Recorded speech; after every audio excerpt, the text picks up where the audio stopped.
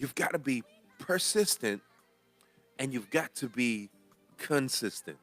Let me just share it with you this way. Let me share it with you this way. On my journey of trying to get to the weight that I desire, right? I have had my ups and I've had my downs. I will lose a bunch of weight, then I'll gain a bunch of weight. I'll level off a little while, then I'll gain some weight, then I lose the weight. And it's just always been an up and down, up and down, up and down sort of thing. And the problem that I recognize and that I realize is that I have not been persistent, nor have I been consistent. I will actively at times pursue and be persistent about losing weight. I will, do all the necessary fasts and diets and all of that are necessary. And then I will drop the weight and I'll be good. Then I'll go back to eating the way I normally would eat, and then the weight picks back up, right? Then I will, start working out, and the weight will drop off. And then, stop working out. I'll maintain the weight for a little while. Then the weight will creep back up, right? And I've never been persistent nor consistent with any of it, all right? And nor have I done what is necessary, meaning put all of it together. I've never, and I won't say never, at times I've done it, but never consistently or even persistently have I put working out, eating right, all of that together, right, in order to keep the weight off. And if I do it, like I said, it's for a short bit of time, and then the weight will fall off. Then I will maintain that weight for a little bit. Then it may creep back up a little bit. Then it just shoots back up because I stop all the way around, right? And I want you to understand that vision that you have in your mind, that vision that you have set before you. The only reason why that thing has been impossible to you, the only reason why it seems as though it has been out of reach for you is because you have not yet put together a persistent and consistent plan of action. Don't misunderstand me. Don't misunderstand me, right? I know that you have tried. I know that you have tried. But what I'm asking you is, have you tried on a persistent and consistent manner? I'm reminded of the story. I'm reminded of the story, and let me also give or say this. On last Monday, rather, when we talked about this, I told you, Jesus was dealing with the man whose daughter had died. Jairus is what he's called in one text, um, and he says, with man, you know, with man, things are impossible, but with God, all things are possible. He said, just all things are possible if you only believe, right? And he said, I believe, but help thou my unbelief, right? So within all of that, um, I want you to know and understand the other issue, and I'm going to go back to my first point. But the second thing that I needed to point out to you is that you have been trying so many times to do all of these things in your own strength. You've been trying to do them in your own power. Let's think about it. Let's think about it. And again, I'm gonna go back. But let's think about David, right? And Goliath. Let's look at the children of Israel first as it relates to Goliath. I don't know how many men they had sent out against Goliath before. I don't know how many men had went up against Goliath and Goliath defeated them. I don't know how, but by the time David came around, they had given up to a degree. They were scared. They were cowering. They didn't know what they were going to do, how they were. They were trying to figure out what's our next step. What's going to happen from it? What are we going to do from here? Because honestly, this guy is big. This guy, like these guy, he is huge. No, no, I'm sorry. Let me not joke. But this is you've got to think about it, right? I had humor in there, but they were afraid. They were afraid of Goliath. And I want you to see and I want you to know and understand something. You know, David had a consistent and persistent track record of acknowledging and realizing that he could do the impossible so long as God was with him. David had a proven track record that when he put his faith in God, that God always came through for him. So when he heard this, as he called him, uncircumcised Philistine, talking down on his God, he said, no, no, no, this can't stand. God who has stood up for me, how could I not stand up then for him? If God has stood up and fought my battles, right, or helped me even to fight my own battles, then how then can I not also stand up and fight for him? David said, he's a consistent and persistent God, right? About me and the things that I'm dealing with. So I'm going to be just the same way for him. And I want you to know it was a part of the vision that God had given David of being king, right? You know the story. Samuel had come and he was looking for the prophet, and he was going to anoint him, this, that, and the other. Or he was looking, yeah, the prophet had come and he was looking for the king, rather, and he was the future king. And he went to Jesse's house and he searched through Jesse's sons, and he's like, "Is this all you got?" And the Lord rejected each and every one of them and said, "No, there's still one more." And he turned to Jesse, being the prophet. He turned to Jesse and said, "Hey, is there another son?" And he was like, "Yeah, but he's out there with the sheep." And and they went and got him, right? And the Lord said, "This is the one." So just in that moment, he was anointed as king. He was this, that, and the other, but he still had to go into the fields, right, into the pastures, and he had to still tend to the sheep.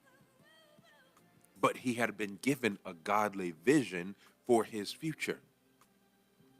And God showed him on the backside of a mountain, as they say, right? God showed him in the hills and in the valleys. God showed him in the pastures and in the plains how to be a man who cared over a flock. Showed him how to be a king, rather, who would care over a flock. Showed him how to be a king that would protect his flock. Glory to God. Showed him, prepared him, right? And so then when he came now to the forefront, when he came now to the main stage, it was time then for him to be revealed. And so here's what I love about it. Here's what I love about it. David steps up, he steps out, and he grabs those 5 smooth stones. He takes one of those stones, right?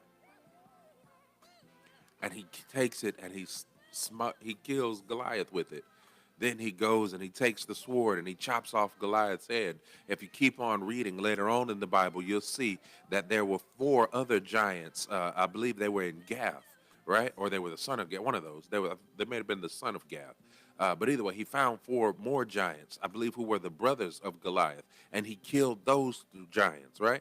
And so David had a proven track record of trusting God and realizing and recognizing that he served both a consistent and persistent God. So he made up in his mind, this is what I believe, that he made up in his mind that I'm going to be consistent and persistent about the things of God. Not meaning that David got it perfect all the time, because I need somebody to know and understand that the vision God gives you, it eliminates the impossible, but it takes your persistence. It takes your consistence. You can't be in it today and then decide that you're out of it tomorrow. You can't go hard this week and then decide I'm gonna take it easy next week. You can't say I'm gonna give it all I got today. That he says this. He says this. He says, I understand that you are neither hot nor cold, yet you are lukewarm. Right? You're stuck in between two opinions,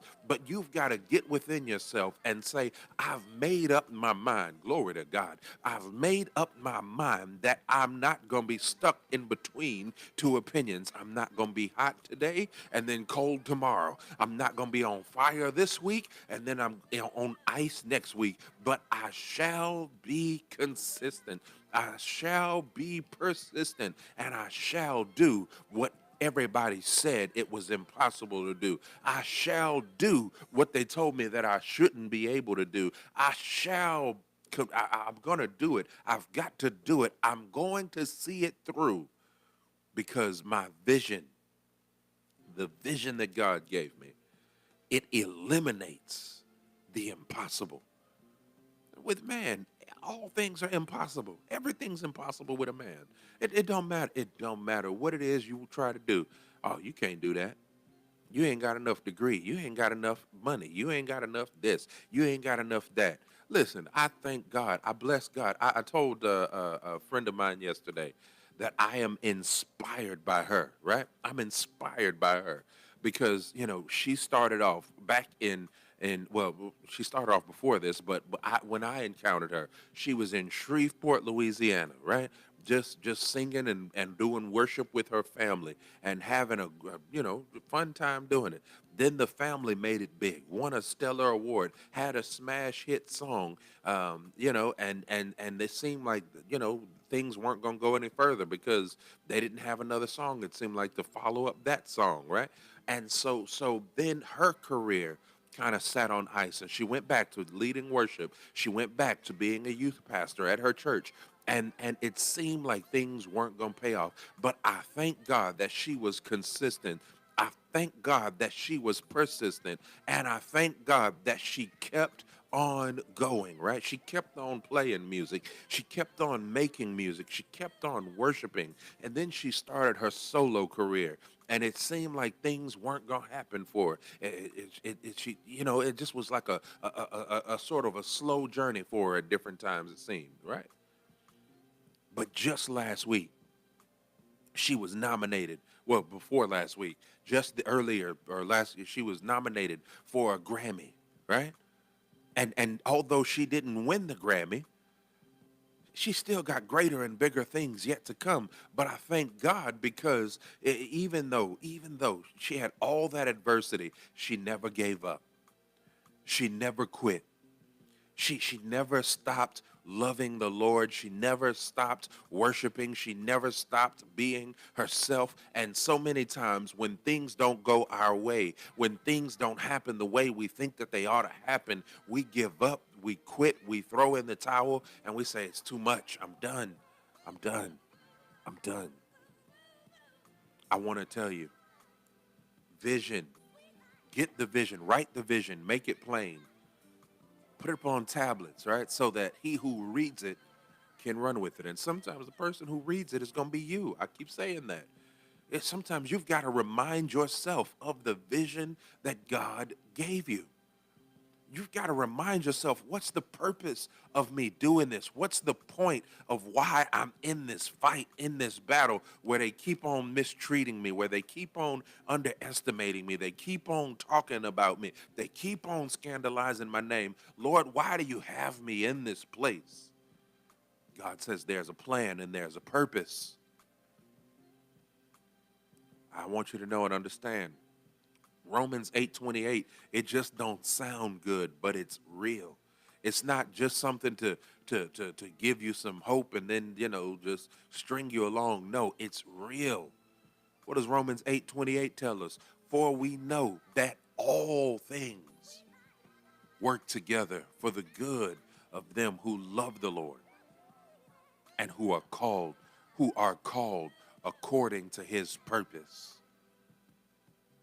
I want you to know That if that's you, all things work together. Not just the good things, not just some of the things, but all things, good, bad, indifferent, whatever. It all works together for my good. Glory to God. I want to encourage you on today. Step up, step out, trust God, and know that He's got you. Your faith, right? Your faith in God with the constant reminder of the vision and your persistent pursuit of the vision eliminates the impossible. It eliminates the impossible. That's what God has for you. That's who God is. He is an impossible eliminating God. He is a God who eliminates the impossible with just one word. All right. So we're gonna get back into this again tomorrow. We're gonna pick it back up. We're gonna go deeper into it. But I want to encourage you. I don't know what it is you're facing. I don't know what it is that you're dealing with. But I want to encourage you. I want to encourage you that you serve a God who gives vision. And that vision, with the persistent pursuit of it, eliminates the impossible. All right? I want to play this song for you here today. I play this song every now and then. It's by another friend of mine from Shreveport, Louisiana, Miss Crystal Cooper Taylor. And it's simply entitled Just One Word. So here it is, right here on I Am Encouraged Radio, on your community-minded station, 93.5 KPPM.